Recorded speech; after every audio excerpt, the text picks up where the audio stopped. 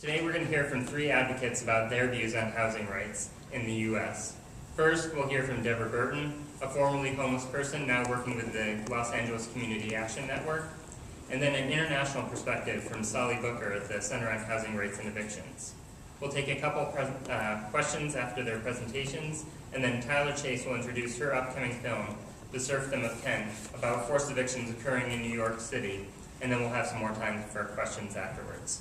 So without further ado, let me introduce Deborah Burton to talk about her experiences in Los Angeles' Skid Row.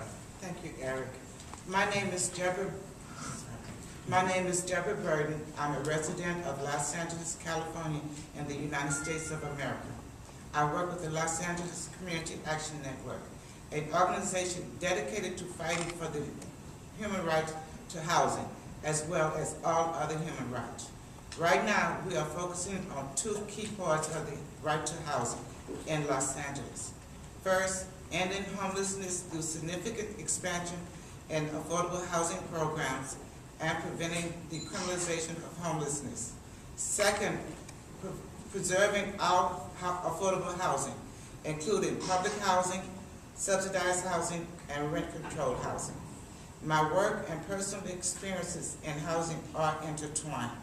I lived in public housing for many years. I raised my son there, and I know firsthand the dire need for the government to provide this housing directly. The U.S. has been backing away from the obligation for the past 25 years. I also lived in rent-control apartments that I lost when I lost my job. I was homeless for more than a year, living in shelters. I was fortunate to get back into subsidized housing, where I live now. Many other people are forced into homelessness for much longer periods of time.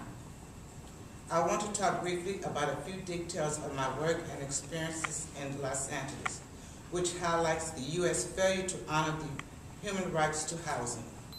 Homelessness in the United States has been at a crisis level for almost 3 decades. Los Angeles has by far the most homeless people in the city of the U.S. Between 50,000 and 80,000 people are homeless in Los Angeles.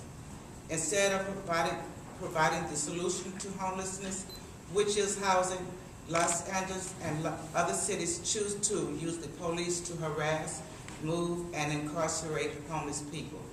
Across the country, Black people by far are the most impacted by homelessness, highlighting the disconnectedness to housing rights and racial injustice.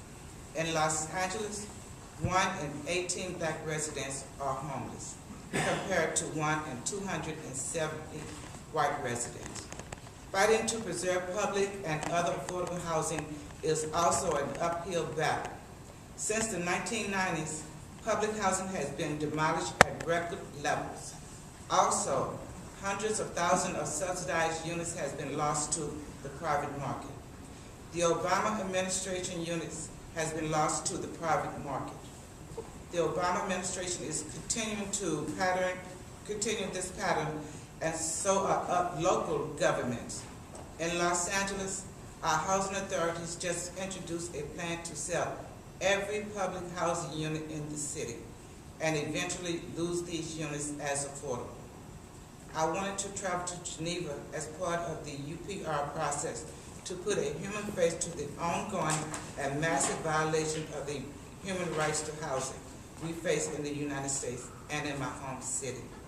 It is urgent that more people understand that the U.S. is not a model for the right to housing, and that our government is doing everything it can to remove themselves even more from their obligation. I also wanted people to know that thousands like me are fighting every day to push our local, state, and federal government to acknowledge our rights to housing. My organization, LA CAN, works in partnership with dozens of other organizations built and led by impacted residents. We are building power. We will make progress. We can win.